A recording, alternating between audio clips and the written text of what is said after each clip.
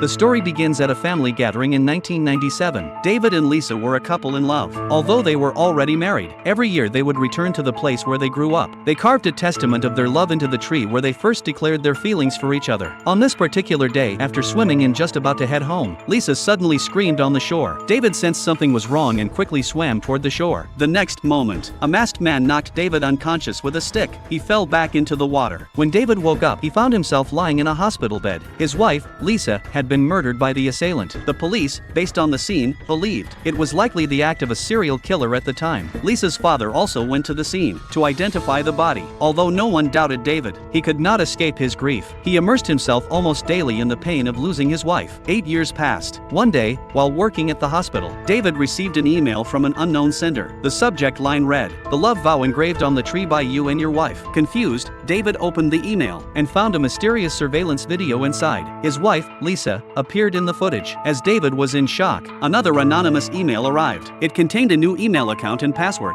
and instructed David to log in exactly at 8:15 p.m. the next night. The email promised to reveal the latest news about Lisa. Staring at the two mysterious emails on his computer, David had no idea what was happening. Although he had fantasized countless times about his wife coming back to life, he sensed something was off. To test his suspicion, David went to see his father-in-law, Jack, the man who had confirmed Lisa's identity at the murder scene years ago. David directly asked Jack whether he had seen Lisa's body with his own eyes, and if there was any chance he could have mistaken the identity. Jack became very angry. He said he would never forget that day, never forget his daughter and the battered body. The next day, as David arrived at the hospital, a police detective came to see him, saying he had questions and hoped David would cooperate with the investigation. At the station, the detective asked whether David had ever hit his wife, Lisa. David was furious. He said he and his wife had always been loving, never argued, and would never have resorted to violence. The detective laid out photos in front of David. In the pictures, Lisa's body was covered in injuries. David felt both grief and confusion, because his wife had never mentioned anything, and he had no idea what had happened to her. With no concrete evidence, the detective sternly told David he was now considered a suspect in Lisa's murder. A few days earlier, workers had unearthed two male corpses while laying pipes. The burial site was close to where Lisa had been killed. The police also found a stick, with blood matching David's. Forensic analysis showed both men had died from gunshot wounds, and the time of death was close to the time Lisa was murdered. The police suspected the case might not have been the work of a serial killer, but possibly a domestic violence incident involving David. The motive seemed plausible. Although David left the station with the help of a lawyer, he felt wronged and was determined to uncover the truth. He remembered that several years ago, his wife had stayed at a friend's house for a few months, and he suspected she had been recovering from injuries. When David visited his friend's house, she told him everything.